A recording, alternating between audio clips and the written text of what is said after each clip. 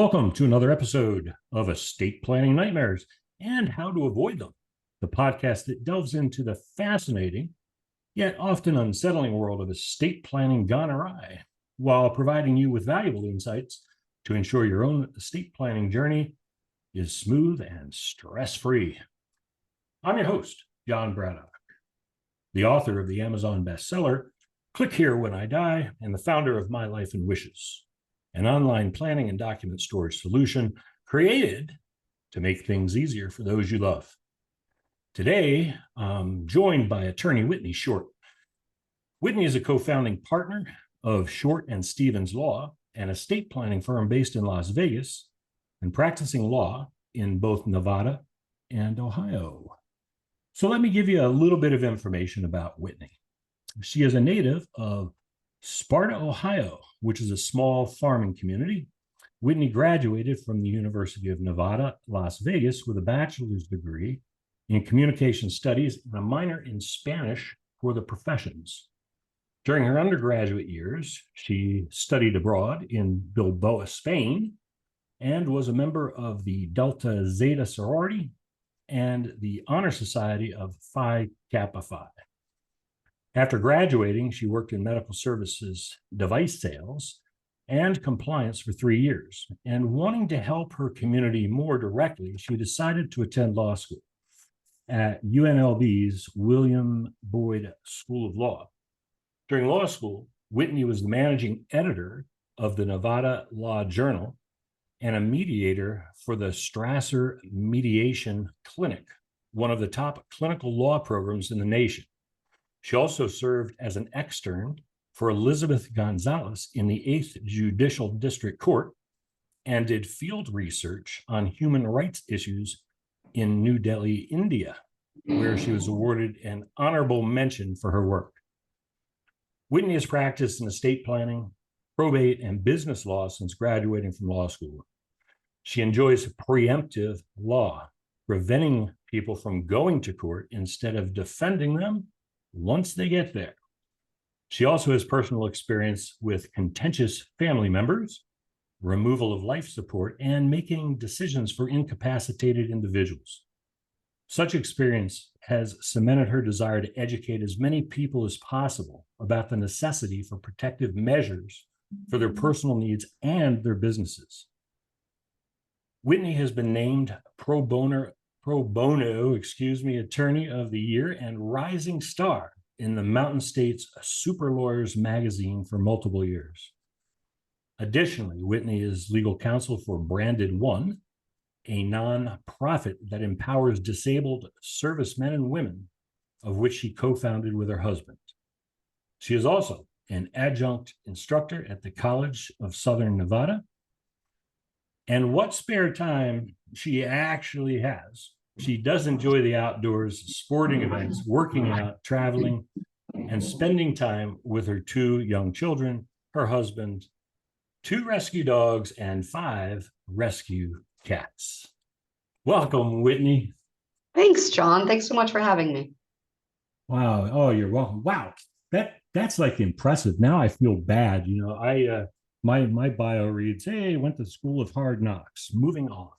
I mean, that's probably what mine should say, but I gave a little more information. So thank you for reading that novel. No, it's great information. I'm always curious about, people's backgrounds and what they do and, what led them to where they are today. You've got some travel under your belt, some time in Spain and in India. Yeah, I love to travel. I love to experience new cultures and figure out why people like certain things and dislike other things. And I think it's just makes for a well-rounded human. So I try to travel as much as possible. Oh, that's terrific. And I would assume that you are bilingual, at least, Spanish being one. Spanish, I am. However, I'm not willing to take the liability of speaking Spanish during legal matters. So I try to avoid that if I can. I hear you. I hear you. Well, that's awesome. Well, hey, Whitney, yeah, as always, I like to begin with the why, why people do what they do. As you know, I founded My Life and Wishes, which is a digital online estate planning and document storage platform that we work with estate planning attorneys, and they use it for their clients. And what led me to that was my own personal life experience, losing a close family member and having to deal with the horror, the nightmares. And so what I always like to ask is, so you're an estate planning attorney. What's your passion? Because there's so many different practice areas, in law. I mean, criminal law, personal injury, family law, real estate, corporate, the list goes on, right?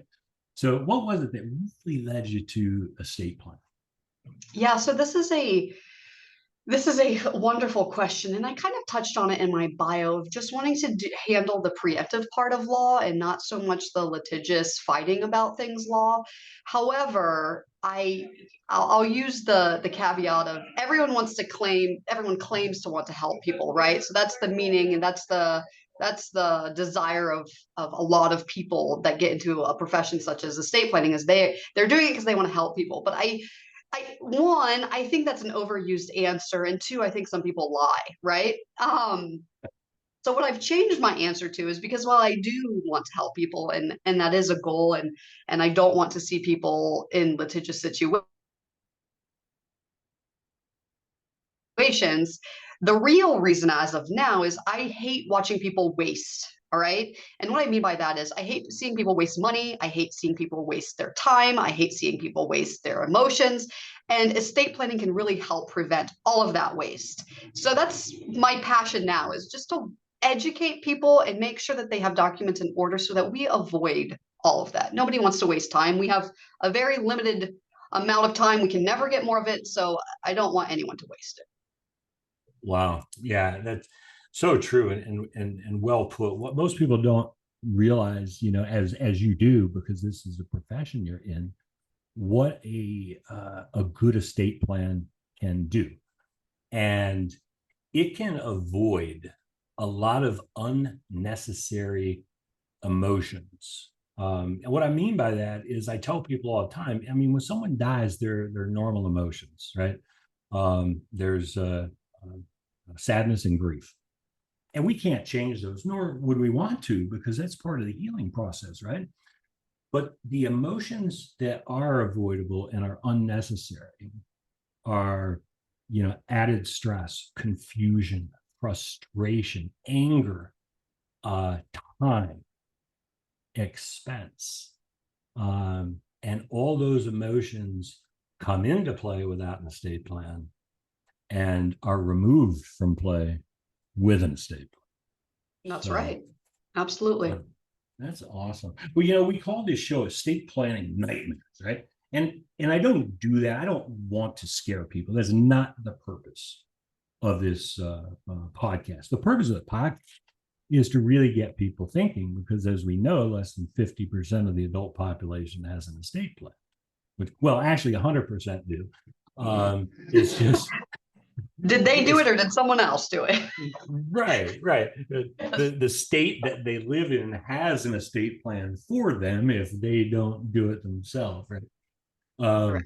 So we want to educate people so that they can make the choices. But I always love stories, and I think stories resonate with our viewers. So do you have a story that you could share with us about, either positive or negative, of an estate plan gone wrong or lack thereof? Yeah, and there are so many, and I don't this is going to be a very terrible, terrible story, but it's just so terrible that it's always in the back of my mind because of how terrible the entire situation was. So I had a family of five. There were three adult children, two daughters and a son. This happened last year when COVID was still pretty rampant. So the daughter gets COVID and she doesn't know that she has it. She goes and she visits the parents. She ends up giving it to dad. Dad gets very sick. Mom starts taking care of him. Mom gets very sick and ends up going to the hospital. Dad then goes to the hospital as well because he's so bad. Mom ends up passing away. Within a week later, dad ends up passing away. So as of then, that's two probates because they didn't have any estate planning documents in order. So we have to do mom's estate, we have to do dad's estate. However, the other daughter and son that didn't get COVID, blamed the sibling, so the daughter that was sick, so much that she had so much grief that she ended up killing herself. Oh my That gosh. means that within 3 months, we had three deaths that resulted in three probates, all from one family. It was the saddest thing that I had ever seen. And because there were no estate planning documents, mom's estate went to dad, dad's estate went to the three children, and the deceased siblings' estate went to the surviving siblings. Now, if the documents had been in order, right, if they had had a trust in place, then the trust likely would have said something like, if mom passes away, it all goes to dad. If dad passes away, it goes to mom. If both of them pass away, it goes to the kids in equal shares. If one of the kids passes away before complete distribution, it goes to whomever. So we could have avoided all three probates potentially simply by having one estate plan in order.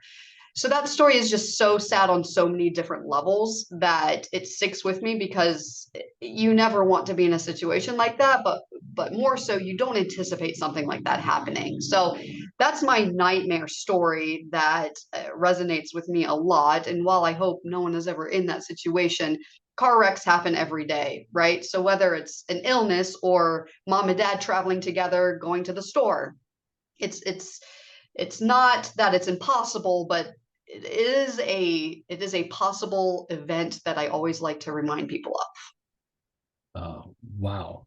Well, yeah, yeah, to draw a real short analogy to that is how many of us ever have had our house burned down, yet we all buy homeowners insurance just in case, right? So Okay. chances of Michelle and I, perishing in the same automobile accident is slim, but it happens all the time. But wow, what a story. That oh boy, when I asked for a nightmare, you sure delivered.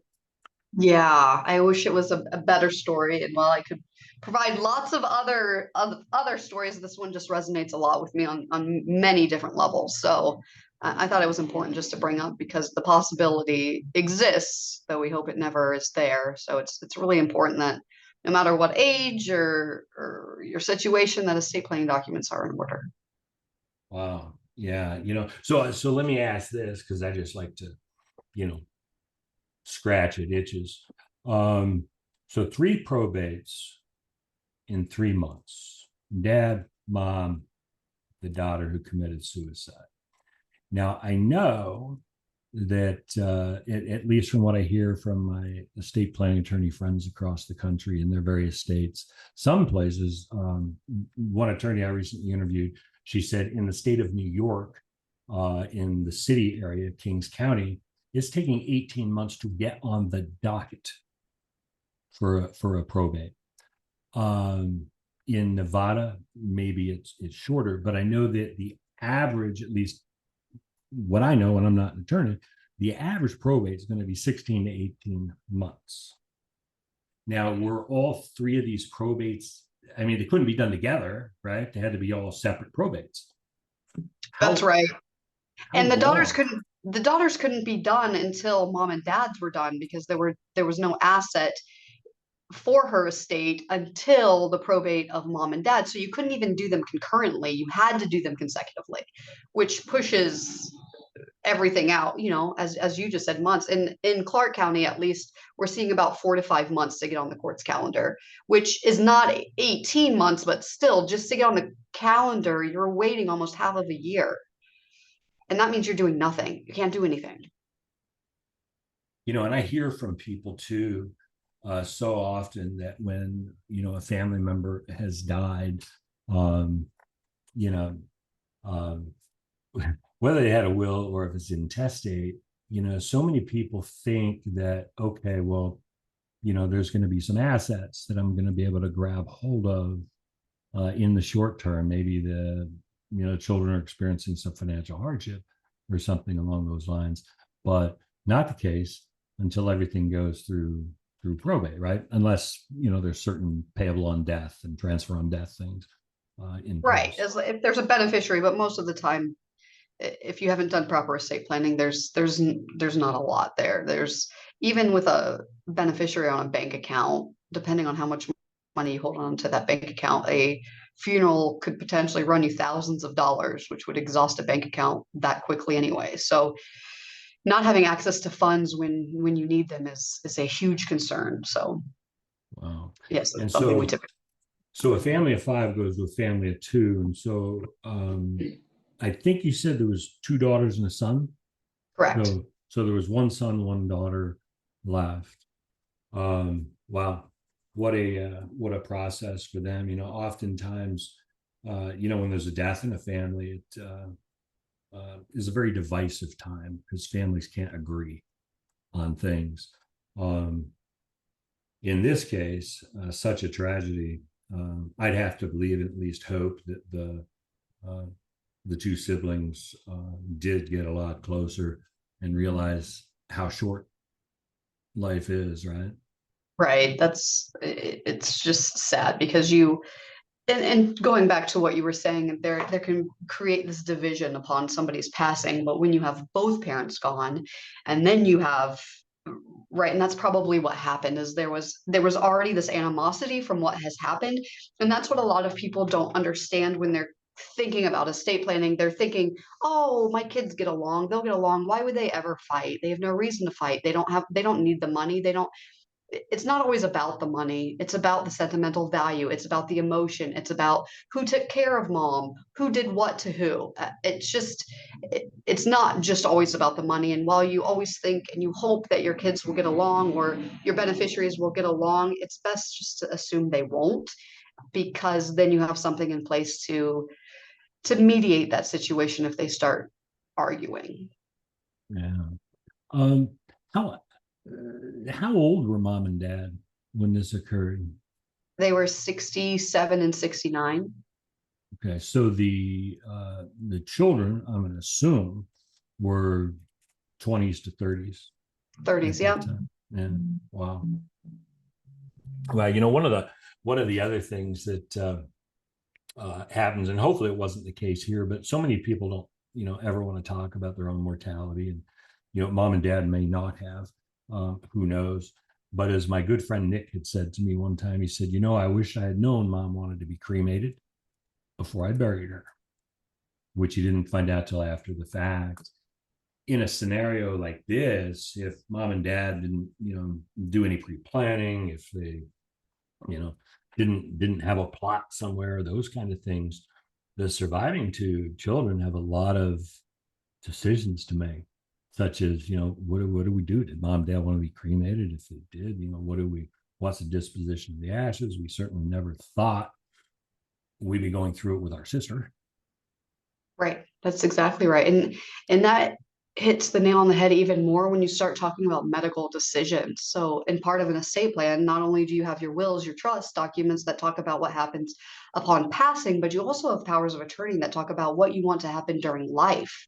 So, one of the worst positions to ever be in is making the decision to take somebody off life support with you have nothing to guide you. There's no guidance if you haven't completed a power of attorney. So you have people that they're going to think about that for the rest of their lives. Did I do the right thing? Did I make the right decision? Whereas if you have put those desires forth in a document already, nobody has to question what they're doing. And you don't want to burden any of your loved ones with constantly having in the back of their head, did I do the right thing? So on both fronts, right? You want to make sure if I pass away, and further, cremation. Lots of people say, I know I want to be cremated. I don't want to be buried. For whatever reason, I want to be cremated. And then I always follow it up with, where do you want your ashes to go? And that's so important because if you don't direct where you want your ashes to go, many times you're sitting on the shelf because everyone feels bad. They don't know what to do with you. So they just sit you on a shelf somewhere because there's no guidance on where you want to be. And eventually it's going to get passed down till the point where you have a great, great, great, great, great, great grandchild potentially holding on to something that then gets thrown away because they have no idea what it is. So, Yeah, yeah, disposition of the remains, that's definitely key. Yeah, speaking with another attorney a while back on one of our podcasts last couple of weeks, and had told more of a positive story about the estate plan done right.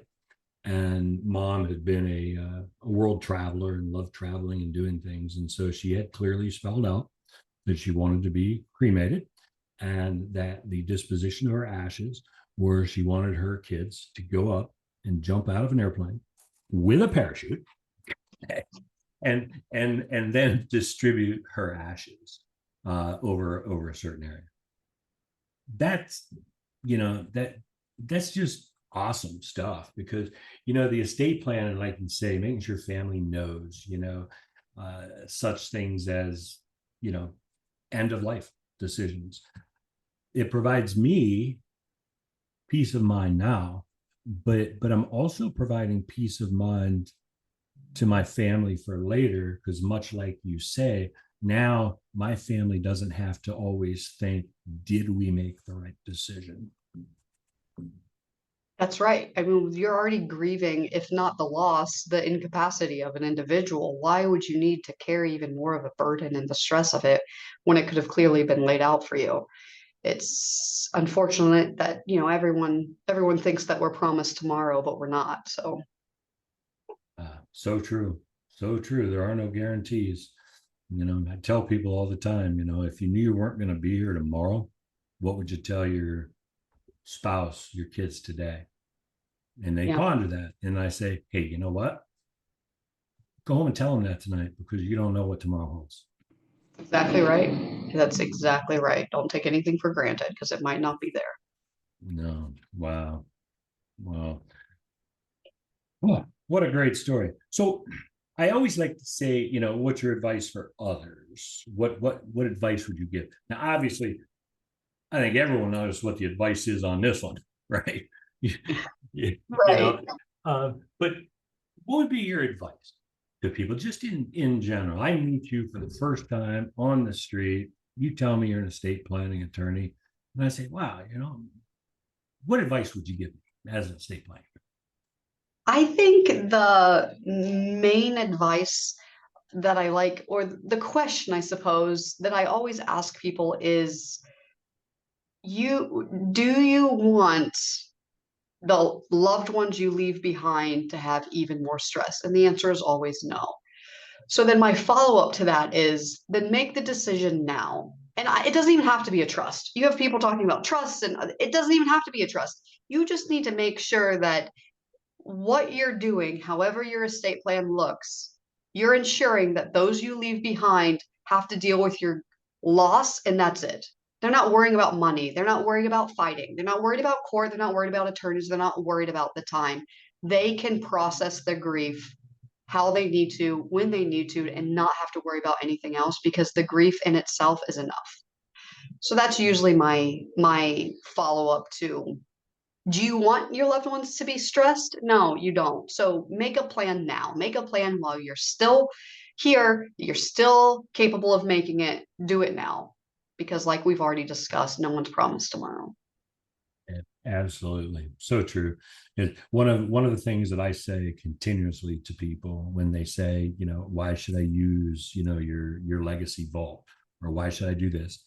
Uh, my simple answer is, what do you want the experience to be like for your family after you're gone?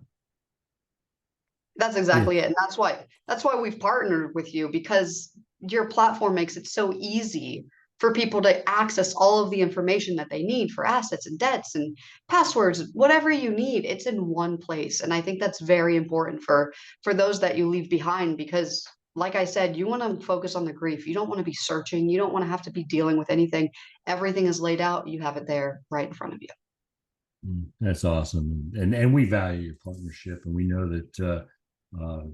that your clients are and their families are in extremely good hands, working with you, Whitney, and your partner Amanda Stevens, Short and Stevens Law in Las Vegas. Before we go, because we're up on our time, but I'm really enjoying our conversations. One thing I wanted to ask you. I know you co-founded a nonprofit with your husband called Branded One, or Branded One CrossFit. Can you tell our listeners a little bit about Branded One, what it is, what you do, and the impact that you're making? Yeah, thanks for asking, John.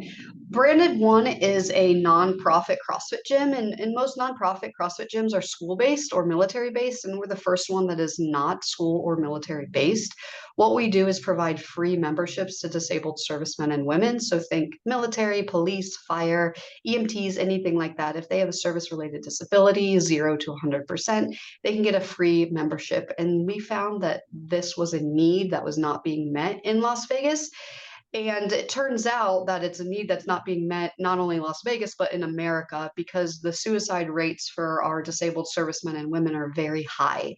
So we wanted to create a environment where we're not focusing on drugs or alcohol or partying or other outlets. We've created a fitness community where there is a sense of community where you have people to support you so that it's not going to the bar to drink or otherwise harming yourself.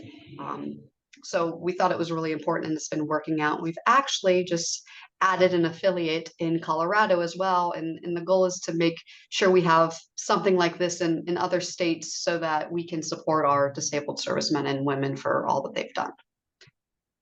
What an honorable mission that you have. Our disabled servicemen and women, first responders, those that are there to protect us. I think that's amazing. I was going to say as you started talking, but then you went into the affiliate in Colorado and other places. I was going to say, man, this sounds like a franchise getting ready to happen. Yeah, you just you have to find the people that have the same mindset that want to help, and there are lots of people that want to help. It's just it's a commitment, right? It's a commitment for not money for no money. So it's difficult to find, but when we find them, we like to hold on to them. Well, being named one of the top pro bono attorneys in your area, I mean, you're used to working for free. So Yes, my father likes to say I'm the best at doing things for free, which is not great, but it's what feeds my heart, so that's okay. that's right. We have to feel good about ourselves. That's for Exactly. sure. Well, that's awesome. Well, I am so grateful, Whitney, for your time today. How can our listeners, if they have just questions in general, how can they reach you? Or if they are in Nevada or in Ohio who have questions or maybe need some things reviewed, how can they get a hold of you guys? Yeah, so the best option is to either pick up the phone, give us a call. Our phone number is 702-916-3444, which I'm sure John can provide as well. And the second option, if you'd rather just do everything online, our website is very user-friendly. You can submit questions, you can book a consultation. Anything you need to do can be done through our website, and that is www.shortandstevenslaw.com. Stevens is with a V as in Victor. And there you can find all about us. And if you have any questions, you can submit them there as well. That's amazing. Thank you. And yes, for our listeners, I will be posting all of Whitney's contact information in the show notes. So please feel free to reach out to them with any questions. Whitney, thank you again for being on the podcast. It's been extremely insightful for me, and I'm sure it has for our listeners. I'm grateful for your time. I appreciate being on here, John. Thank you. Thank you. And thank you to all of our listeners. Again, please feel free to reach out to Whitney. Her contact information is included. And as always, plan ahead and make it a great day.